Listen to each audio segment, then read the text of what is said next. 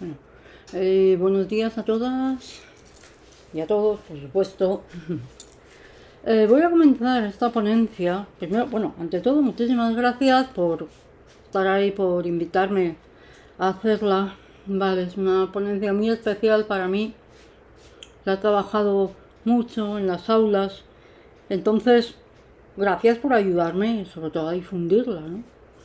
Primero el título es Olfa Youssef, ciberactivismo y empoderamiento de las mujeres en la primavera árabe. El origen de esta charla es un proyecto surgido a ser consciente durante la labor como docente de filosofía del escaso papel de las mujeres a lo largo de la historia del pensamiento y cómo quedaban en las aulas como material alternativo, que en muchas ocasiones ni siquiera se tocaba. No se tocaba el tema, era así curso tras curso. El proyecto original surgió con la publicación de un trabajo sobre Olympe de Gouges y su obra Los derechos de la mujer y de la ciudadana, especialmente adaptado para su trabajo en el aula, de Gouges, 1791. Tras la presentación y trabajo con los alumnos, estos mismos me animaron a continuar con esta aventura, que prosiguió con la publicación del material didáctico sobre Olfa Youssef, autora que representa a la perfección la batalla de las mujeres por hacerse escuchar, siendo en este caso además islámica, con todo lo que esto conlleva a nivel cultural, para acceder a los derechos más elementales de la mujer. Antes de comenzar, es necesario analizar un momento histórico concreto, conocido como la Primavera Árabe, ya que esta autora critica la caída en el olvido del papel que las mujeres desarrollaron durante este periodo revolucionario. En primer lugar, tuvieron el valor de abrir las puertas de sus casas, desafiando las costumbres, cánones y prohibiciones morales impuestas a las mujeres, asumiendo con ello las consecuencias, ya que muchas de ellas fueron detenidas, encarceladas y perseguidas, además de haber sido desacreditadas por diferentes gobiernos que las han represaliado e incluso asesinado. Es posible que el comportamiento de las mujeres durante la primavera árabe fuera consecuencia de una serie de cambios que a modo de revolución silenciosa se produjeron. Es precisamente en este silencio femenino donde se encuentra el primer rasgo crítico de nuestra autora, cuando en su obra afirma: hay que destacar que esta revolución silenciosa se ha producido de forma muy diferente en los distintos países en los que se produjo. Olfa Youssef es muy consciente de que es tunecina y que esa revolución no se desarrolló de igual manera en Túnez, Marruecos o Irán. En los países más permisivos y conscientes proliferan las asociaciones femeninas, no solo centradas en la emancipación de la mujer, sino también en el desarrollo y la defensa de los derechos humanos, en el terreno sociocultural o la defensa del medio ambiente, donde pretenden concienciar a la mujer sobre sus necesidades y derechos, así como los de su entorno. Estos cambios han surgido como resultado de una lucha que las mujeres sobre todo venían desarrollando y que culminó en un proceso de maduración con la participación de las mujeres en la revuelta de 2011. Durante este proceso, la participación de la mujer fue muy activa. No solo distribuyeron ropa y comida entre los rebeldes, sostuvieron los hospitales de campaña, sino que también ocuparon las calles y las plazas, mantuvieron puestos de vigilancia y organización, comités populares. Se hicieron notar entre las multitudes, a pesar de que en algunos medios de comunicación, y esto es muy interesante, algunos medios de comunicación nacionales se les prestó menos atención, incluso tratando de evitar que aparecieran en las imágenes, alentando la percepción de que solo los hombres participaban en los actos. Este acto de sublevación lleva a relacionar a Olfa Youssef con Olympe de Gouges por la defensa de los derechos de la mujer durante la Revolución Francesa y, por desgracia, con un mismo resultado, en diferentes momentos históricos: el fracaso de la Revolución, posterior acallamiento de las mujeres, devueltas a sus casas y a su silencio. Para tratar el pensamiento de Olfa Youssef, en ningún momento hay que perder de vista la palabra, el lenguaje y su análisis sobre el silencio femenino, ya que la autora es lingüista de profesión. Es en este campo de los conceptos lingüísticos donde se centrará el análisis, conceptos esenciales encontrados en su obra que ayudarán a comprender su tesis sobre el silencio femenino en el Islam.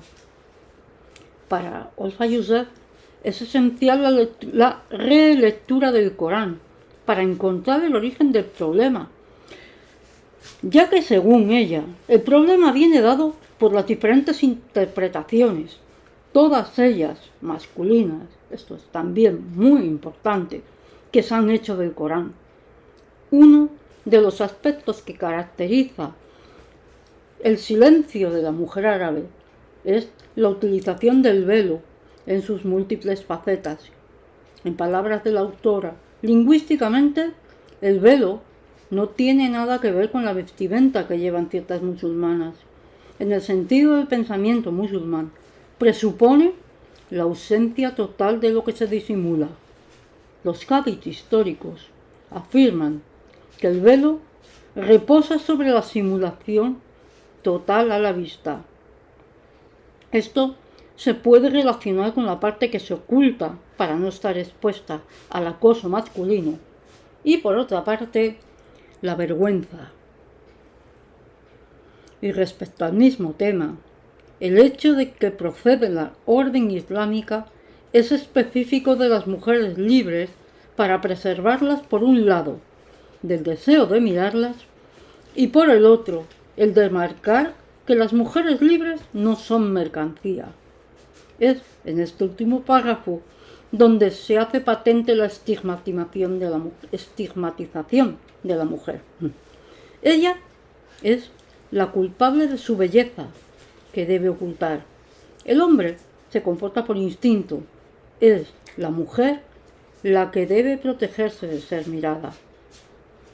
Otro concepto esencial en esta autora, Olfa Youssef, hace referencia a la mujer. Es el de la poligamia o el repudio en el matrimonio, siempre relacionado con el derecho del hombre, lo cual es criticado por la autora. A pesar de ser divinas, las leyes son cambiantes. Por ejemplo, en el Islam, la poligamia es lícita. Y aquí sigue con su espíritu crítico. Las leyes han de acompañar a la sociedad y a los cambios sociales.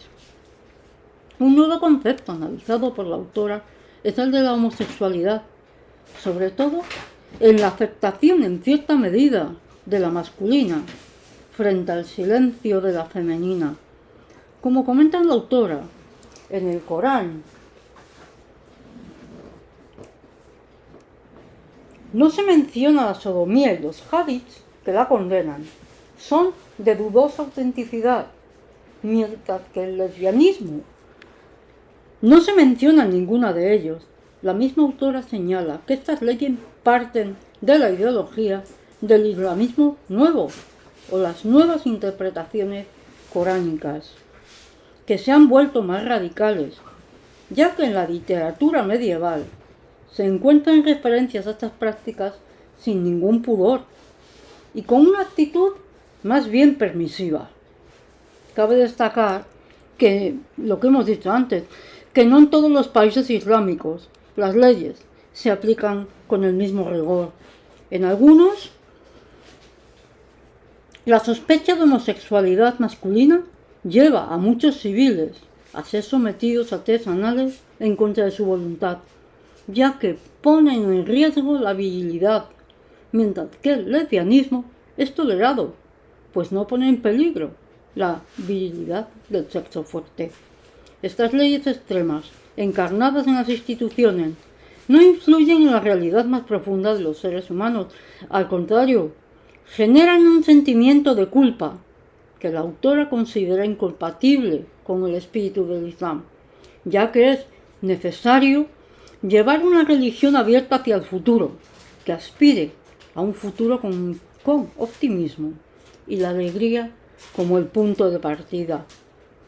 Siguiendo con el trabajo de los conceptos clave en la obra de Olfa Youssef, se encuentra el de prostitución, el cual en el Islam no está únicamente restringido a la mujer que ofrece servicios sexuales a cambio de dinero, sino que en el imaginario común islámico este calificativo se emplea para referirse a mujeres que de alguna manera se alejan de las normas sociales tradicionales.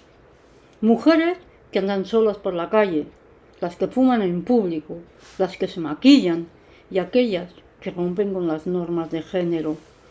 A finales del siglo XX, las máximas exponentes del feminismo en esta sociedad tienen una ideología laica y ya ven necesaria la separación entre religión y política, puesto que sin esta separación es imposible e inconcebible la lucha por la igualdad real entre el hombre y la mujer. Los últimos conceptos fundamentales abordados de la obra de la autora son la maternidad y la educación, que como se verá, llevan de nuevo al silencio femenino. La maternidad implica una comunicación entre la madre y el feto, sin recurrir a palabras, y es aquí donde surge el silencio, el lenguaje y la comunicación. Cuando llega el momento de la separación, en la que el niño reclama a la madre su atención y no entiende la separación, la autora dice textualmente: en su nacimiento, el feto deviene un bebé que no se separa de la madre por la ruptura del cordón umbilical. El bebé no comprende los movimientos de ausencia y presencia de la madre. Para él son movimientos caóticos, no tienen ninguna lógica. En su universo simbólico, la madre ha estado ahí desde el comienzo. La autora continúa con el argumento de la distancia. Cuando el niño empieza a implicarse en el mundo simbólico del lenguaje, es en este momento donde pierde la referencia de unión con la madre. La primera ley que separa a la madre del bebé es la palabra. La madre nombra las cosas del universo al niño para que sea capaz de nombrarlas. Es la madre la que ve en el llanto de un niño la expresión del hambre. Finalmente, se llega al concepto de educación, estrechamente relacionado con la maternidad y la mujer.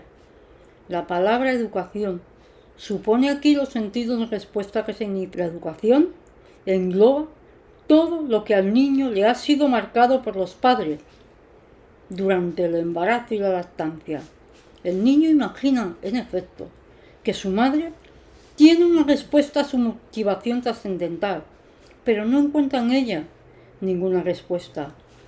En este punto la autora destaca que en cuanto el niño entra en el ámbito simbólico del lenguaje, asuma y responde a la respuesta de su nombre, que